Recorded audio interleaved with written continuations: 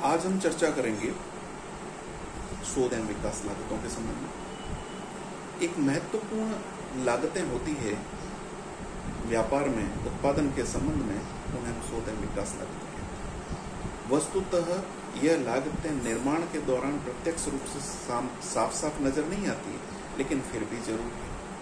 हमारे उत्पाद को यदि हमने बाजार में दिया है और उस उत्पाद के अंदर निरंतर रूप से हमने अपग्रेडेशन नहीं किया है, तो वह मार्केट धीरे धीरे बाजार से आउटडेटेड हो जाएगा। हमने देखा है व्हीकल्स हैं, हमारे पास कार हैं या टू व्हीलर्स हैं, समय समय पर नए मॉडल्स लाते हैं। नए मॉडल्स किस लिए होते हैं?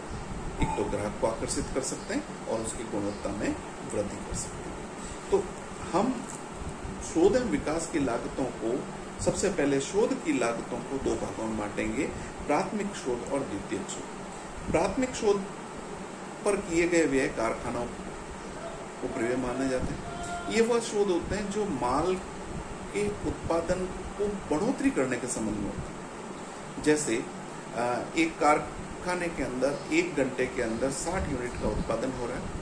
अब हम 60 की बजाय उसकी 65 यूनिट का कैसे उत्पादन कर सकते हैं? उत्पादन में किस प्रकार की थोड़ी सी हम कर्मचारियों के लिए सुविधा बढ़ाएं या मशीन के लिए साथ में सुविधा बढ़ाएं, जिससे हमारे पास उत्पादन की मात्रा बढ़े या हो सकता है उत्पादन की गुणवत्ता बढ़े। तो प्राथमिक शोध नियमित उत्पादन के साथ के अंदर सम्मिलित होते हैं। दूसरे होते हैं द्वितीयक शोध। द्वितीयक शोध किसी नई तकनीक या नई प्रक्रिया को व्यवहारिक रूप प्रदान करने से संबंधित होता है। हमारे पास वर्तमान जो प्रोडक्शन लाइन है उसको हम परिवर्तित करके नई प्रोडक्शन लाइन तैयार करना है। नई प्रक्रिया, नई मशीन, नया डिजाइन, नया रंग, नया रूप के आधार पर हमको उसकी शोध करना है। तो द्वितीयक शोध से संबंधित व्यय कभी कभी उत्पाद की प्रक्रिया में शामिल कर लिए जाते हैं या उन्हें भी कारखाना उपरिव्यय में सम्मिलित कर लिया जाता है। तो इस प्रकार के जो व्यय हैं हमारे पास, इनको हमने एक प्रकार से आयगत व्यय, शोध से संबंधित व्यय जो हैं वो नॉर्मली हम या तो वस्तु की लागत में जोड़ देते हैं या कारखाना उपरिव्यय में जोड़ देते हैं और इससे हम आयगत व्यय के रूप में चार्ज किए हैं। विकास की लागतें, विकास की लागतें ज्यादा महत्वपूर्ण है। इन लागतों को हम दो भागों में बांटते हैं। नंबर पहला, विकास हमने जो किया है, हम जो करना चाहते हैं वो सफल हुआ, और नंबर दूसरा असफल हुआ। कई बार हम किसी नई वस्तु का उत्पादन की सोचते हैं, हमने बहुत प्रयास किया, उस पर खर्च किया, लेकिन वह योजना सक्सेस नहीं होती है, वह योजना विफल हो जाती है।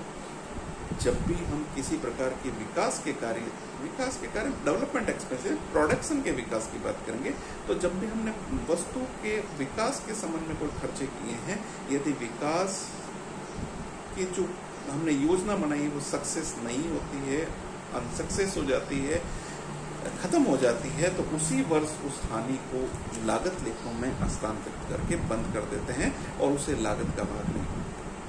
लेकिन यदि कोई विकास लागतें ऐसी है जो हमारे पास प्लान सक्सेस हो जाता है, नया हमने इनोवेशन किया है वो सक्सेस हो जाता है, तो इस प्रकार की जो विकास की लागतें हैं उन्हें हम पूंजीकरण करते हैं। यदि लागतें किसी नए प्रोडक्ट के संबंध में, बिल्कुल ही जो हमारे पास वर्तमान में लीक से हटके है, उनसे नया कोई प्रोडक्शन कर रहे हैं, वो हमारे पास में कैपिटलाइज कर देंगे, और किसी वर्तमान उत्पादन के में कुछ नया इनोवेशन है वो हम आयगत मानकर संबंधित लागतों के अंदर जोड़ देते हैं। शोध के पश्चात प्राप्त सफल परिणामों को ध्यान में रखकर जब इनका वाणिज्यिक उपयोग किया जाता है, तो ऐसे उपयोग में व्यय की गई राशि विकास की लागतों के नाम से जानी जाती है। शोध एवं विकास की लागतों का तुलनात्मक अध्ययन। शोध एवं विकास की लागतों का लागत लेखों में व्यवहार पूंजीगत लागत के रूप में। यदि शोध एवं विकास लागतें सामान्य प्रकृति की नहीं हो अथवा रोजमर्रा के उपयोग से योग्य शोध एवं विकास से संबंधित हो, तो इसका लेखा पूंजीगत लागत के रूप में किया जा सकता है। यदि शोध एवं विकास किसी प्लांट एवं मशीनरी की स्थापना से संबंधित हो, तो ऐसी लागतों को संबंधित प्लांट और मशीन की लागत के अंदर जोड़ देना। पूंजीगत लागत के विकास के लिए हो। यदि शोध एवं विकास किसी नए उत्पाद की खोज, नवीन उत्पाद की विधि आदि से संबंधित हो, तो ऐसी लागतों को पेटेंट, कॉपीराइट, जानकारी आदि अमूर्त संपत्तियों के साथ के अंदर जोड़ दिया जाएगा और उसके ऊपर नियमानुसार हास अप्लिकेट किया जाएगा।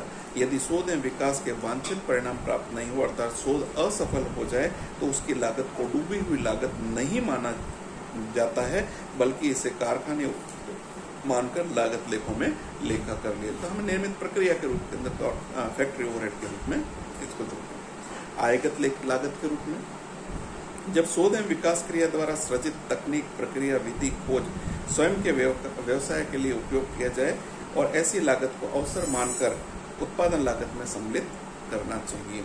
जब शोध एवं विकास कच्चे माल अथवा निर्मित वस्तु की माल की गुणवत्ता के संबंध में हो तो इसे संबंधित कच्चे माल या निर्मित वस्तु की लागत का भाग माना जाना चाहिए। जब शोध एवं विकास की क्रिया किसी अन्य कार्य से संबंधित हो परंतु ये पूंजीगत प्रकृति का न हो तो उन्हें ऊपरी व्यय के रूप में माना चाहिए। ऊपरी व्यय के रूप में निम्न प्रकार सम्मिलित कर लेते हैं। वस्तु की गुणवत्ता, उत्पादन प्रक्रिया, उत्पादन विधि आदि के तकनीक के संबंध में है तो कारखाना उपरि में जोड़ देंगे।